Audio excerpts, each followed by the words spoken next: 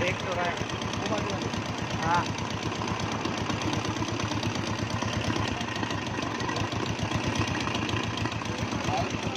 हाँ, आयल उठा रहा है।